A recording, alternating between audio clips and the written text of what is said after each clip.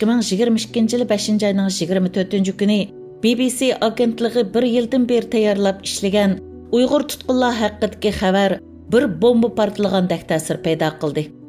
Bu xabar Qashqar Konishar nayisidan tutilgan Uyg'urlarning tizimligi haqida bo'lib, saqchi hujjatlari nomida oshkorlangan bu ma'lumotlar 2800 dan ortiq tutqunning rasmini, 300 mingdan ortiq kishining shaxsiy uchurlarini, 23 mingdan ortiq tutqunning uchurlarini o'z ichiga oladi. Gerçi milyonlagan Uyg'urlarning lagerlarga solanganligi va qiyin qistoq ichida o'lib ketayotganligi bizga shuncha aniq bir ish bo'lsa-mu, BBC'ning xabarda chiqqan rasmlarni ko'rish bilan hamma Uyg'ur musibatga cho'mib, tuyuqsiz kelgan shum xabar anglagandek gangrab, yig'izori qilishib, lavildab yongan qisos o'tidan darg'azabga to'lib, tavrab ketdik. Oromimiz buzildi. Uyqu va kulki harom bo'ldi. Ammo bu uchurlar, rasmlar 2018 yildagi ma'lumotlar bo'lib, 4 yil burungi ahvol edi. Biz shuncha ko'p Uyg'urning lagerda azob tortayotganligini bilmaydik emas, bilatdik. Amisi bu uchurlar koni bo'lishiga qaramay, bizning bu ishlardan allaqachon xabardor bo'lishimizga qaramay, bizga nimishqa shuncha ta'sir qiladi? Ko'zdan yiroq, ko'ngildan yiroq degandek, xalqimiz tortayotgan shu zulmni o'zimiz har kuni degidek so'zlayotgan bo'lsaqmi, ko'zimiz ko'rmagachga bizga ta'sir qilmas bo'lib ketib, endi shu zulmning bir parchasini ko'zimiz bilan ko'rib qolg'achqa shu qadar azoblanib ketdikmi? Yoki biz o'zimizga tasalli izlab bexotliq, g'aflat ichida qoldikmi? Oshkorlangan bu ko'rinishlar Sharq Turkistonda bo'layotgan qirg'inchilikning va fojianing bir qismi bo'lib, buning keyinda biz texi ko'rmagan haqiqiy fojialar bak ko'p bo'lishi mumkin. 2009 yılı Ürümçi qirg'inchiligi bo'lganda, u yerda bo'lgan bostirishlarni angladik, ammo ko'zimiz bilan ko'rmadik. Shunga uzoq o'tmayla vatandagi ahvollarni izg'i tushib, chet eldagi Uyg'urlarni bexotlashib qoldik.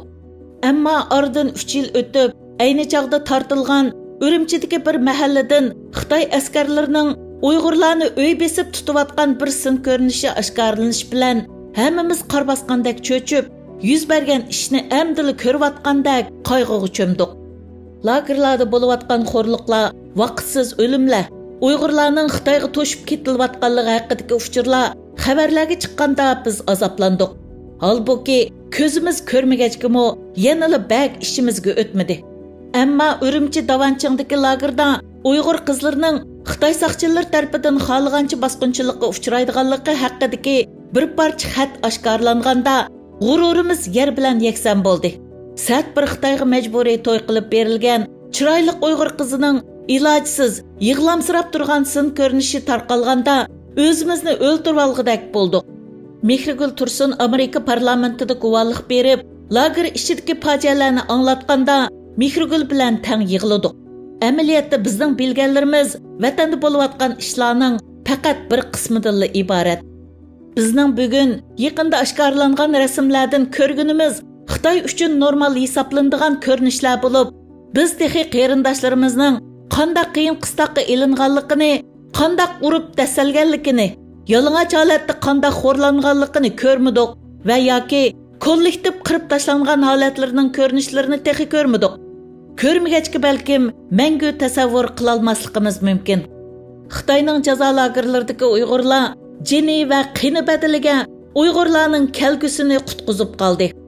Yaqin kelgusida texmi ko'p faktlar oshkora bo'lib, Xitoyning irqiy qirg'inchilik jinoyati va insoniyatga qarshi jinoyati Xitoyning yuziga mangulik jinoyat tamg'isi bo'lib besiladi. Aslida dunyoda ancha shon-sharpa bo'lmagan Xitoyning avlodlari asrlar bo'yi la'nat tamg'isi ichida yashaydi. Agar bizning tatgan jafolarimiz va to'lagan badallarimiz bizni kuchli qila olmasa, uning hech qanday ahamiyati bo'lmaydi. Agar bizni bugun yig'latgan g'azab va qisos o'tlarimizni lavildatgan his tuyg'ularimiz bizni texmi tadbirlik va aqlli qila olmasa, biz yana uzun o'tmay ko'zdan yiroq, ko'ngildan yiroq bo'lib, garchi ko'ndi vatan da'vosi qilvatsaqmi, ko'zimiz yanada ko'z oldimizdagi ishlarni ko'rdigan, fojianing haqiqiy mohiyatini ko'rolmaydigan bexotlardan bo'lib qolamiz. Bugün sizlarga uqtirdigan vahshiy cho'ng bir xush xabar bor. Ya'ni shu nurg'un xaridorlarimning kuchli talbiga asosan biz Ürümchida bizning maxsus setish do'konimizni ochdik, ya'ni Tuanmaydian ochdik. O'rni bo'lsa şu Urumchi Fulivan Yihao'ning 211 nomerli do'konda. Men adresini chiqarib qo'yman. Bashlining 20-kuni do'stlar biz KYD'lerimiz bor. Saat 2dan boshlab do'kon kasanglar bo'ldi. Do'konimiz Urumchida do'stlar. Ya'ni şu Fitmix'ning hamda men şu sizlarga ta'minlab berayotgan barliq mahsulotlarimning maxsus setish do'koni ochildi Urumchida. Bashlining 20-kuni saat 2dan boshlab ochildi do'konni. Kirib mahsulotlarni haqsiz sinab baqsanglar, yeb baqsanglar, ko'rib baqsanglar, yeyib qilib tiyan qilib baqsanglar bo'ldi do'stlar. Urumchidagi do'stlar hozircha Urumchida ichildi. Jahonda nim bo'lsa, Uyg'urning beshiga nima kun kelsa, xiyoliga kirib chiqmay, chet eldagi shaxsiy erkinlikdan yetkuchi bahramand bo'lib yashayotgan Uyg'urlarmi bor. Xuddi yuqoridagi sinda ko'ringandek, Parijda yashaydigan bu qizmi Uyg'ur. Lagerlarda erkinligi tortib ilinib, mahbus bo'lgan ashu qizlarmi Uyg'ur. Halbuki kimning haqiqiy Uyg'urligi bizga ayon. O'zimizning kim ekanligi o'zimizga har qachon ayon bo'lsa, oshkorlangan rasmdagi ashu bo'yni pukuk qarindoshlarimizning chiroylari har doim bizni olg'a ilgirlatib tursa, vijdonimizni sakaklashtirib tursa, balkim qarindoshlarimizga va o'zimizga yuz keladigan ishlarni ko'proq qila olamiz. Biz bugun rasmdagi qarindoshlarimizning ko'zlariga qarab chidayolmadik, qarayolmadik, yuz kelolmadik. Ammo bu bizning vaqtlik hissiyotimiz bo'lib qolmasligi kerak. Ashu qarindoshlarimizning yoshqa, xo'rliqqa, qisasga to'lgan ko'zlariga qarg'inimizda esimizda bo'lsinki, o ko'zlar bizning ko'zlarimizni ko'rib turdi.